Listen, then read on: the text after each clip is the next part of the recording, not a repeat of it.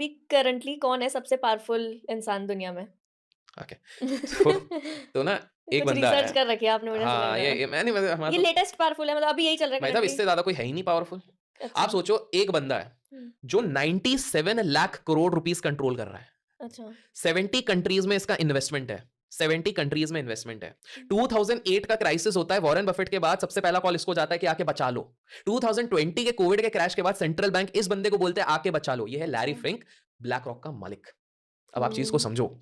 ये भाई बन ब्लैक रॉक की तो वो जगह जहाँ सारे अमीर लोग अपनी इन्वेस्टमेंट्स रखते हैं। एब्सोल्युटली आप देखो, आप कोई भी चीज़ पकड़ लो, उसमें ब्लैक रॉक का कुछ ना कुछ तो है। पर हाँ। ब्लैक रॉक पहले से ब्लैक रॉक नहीं था। सीन क्या हुआ था कि लैरी भाई जो थे, है ना? हुँ, तो लैरी भाई ने अपना करियर शुरू किया। पढ़ा क्या इन्होंने पॉलिटिकल साइंसेज़ है। कोई फाइनेंस के बंदे नहीं है। हुँ। पॉलिटिकल साइंसेज़ पढ़ा हुआ है क्योंकि उनको पता है पॉलिटिक्स से सब कंट्रोल होता है। तो पॉलिटिकल साइंसेज़ पढ़ा, हेज फंड्स में इंटरेस्ट है। हेज फंड्स में इंटरेस्ट आया। अपनी कंपनी को 8,000 करोड़ रुपए कमा के दिए इन्होंने साल भर में। 8,000 करोड़ रुपए, इंप्रेसिव। हुँ, लेकिन एक गलत ट्रेड के कारण 800 करोड़ का नुकसान हो गया। कंपनी सब भूल गई क्योंकि रेपुटेशन की थू-थू हो रही थी, "भाई तू निकल जा।" हुँ, 8,000 करोड़ कमाने वाला बस कंपनीज़ कैसी रूथलेस होती है आपको पता है। बोले हुँ, वो हुँ, तुमने पहला कमाया होगा, ये आ गए ईगो में। बेटा मैं अपनी कंपनी खड़ी करूँगा, तुमको नीचे लेके आऊँगा। हुँ, इसके बाद क्या हुआ, इनके हाथ बटे एक बढ़िया सा दोस्त मिले स्टीवन। हुँ, स्टीवन एक कंपनी चलाते थे ब्लैकस्टोन। ओके।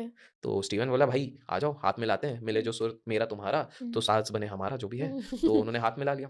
अब स्टीवन ने बोला कि भाई मैं एक काम करता हूँ, मैं तुमको 40 करोड़ रुपए देता हूँ, अपन शुरू करते हैं। विदिन 2 इयर्स बहुत बड़ा एम्पायर बना लिया। एकदम चड्डी-बड्डी वाले दोस्त थे, मतलब वो हुँ, होता है ना कि भाई बोतल खुल रही है घर पे आ जा, वैसे वाले थे। लेकिन 5 साल बाद थोड़ा-सा द्वेष होने लग गए, हुँ, कॉन्फ्लिक्ट ऑफ इंटरेस्ट आ गए। तो स्टीवन ने बोल दिया एक दिन जोश में, निकल जा तू मेरे नज़रों के सामने से। तो बोले निकल जाता हूँ। तो वो निकल के ब्लैक स्टोन की जगह इन्होंने अपना बना लिया ब्लैक रॉक। BlackRock. हुँ, फिर ब्लैक रॉक इतना बड़ा बनाया, इतना बड़ा बनाया, इतना बड़ा। आज लैरी आप सोचो, आपको पता है 2008 का जो क्राइसिस आया था उसमें भी इनका हाथ था और 2008 के क्राइसिस को बचाने में भी इनका हाथ था। अच्छा। 2008 में लेमन ब्रदर क्राइसिस बोलते हैं, हुँ, एक्चुअली में एक इंस्ट्रूमेंट था, हुँ, कोलैटरलाइज्ड डेट इंस्ट्रूमेंट्स बोलते हैं। हुँ, मतलब हुँ, सारे जो लोन्स होते थे उनको मिक्स करके एक बैग बनाया जाता था और दे दिया जाता था लोगों को। ओके। तो उसमें कैसा होता अच्छे लोन, बुरे लोन, सारे लोन्स को मिक्स करके वो हुँ, उसको एसेट बना दिया जाता था। हुँ, उसका आइडिया लैरी ने निकाला था। अच्छा। और 2008 में जब क्राइसिस हुआ, तो सेंट्रल गवर्नमेंट बैठी सारी एक क्लोज़ केबिन के अंदर सारे बड़े-बड़े बिज़नेसमैन को बिठाया। हुँ, लैरी डिसाइड कर रहा था, भाई लैरी तुम बताओ क्या करना है?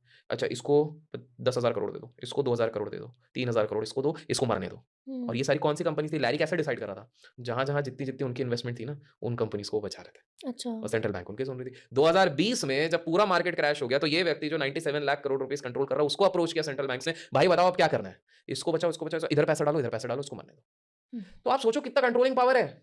और हुँ, ये हमारे देश में एक बहुत बड़े उद्योगपति के साथ टाई अप कर रहे हैं। कौन-सा है कमेंट्स में बताओ? कौन-सी कंपनी म्यूचुअल फंड्स में आ रहा है? अच्छा। हमारे देश में। और ये हुँ, म्यूचुअल फंड्स में भी उस बड़े व्यक्ति का ही मेन एसेट्स को देखने वाले हैं एक्चुअली में, अच्छा, पूरा। तो ये लैरी भाई हैं, पार्टीज़ में कम दिखते हैं लेकिन एक शादी अभी हुई थी उसमें दिखे थे, ठीक है? अच्छा। तो वैसे हिंट मैंने बहुत बड़ी दे दी है। तो इस तरह से तो अभी का सबसे पावरफुल इंसान यही है। हुँ।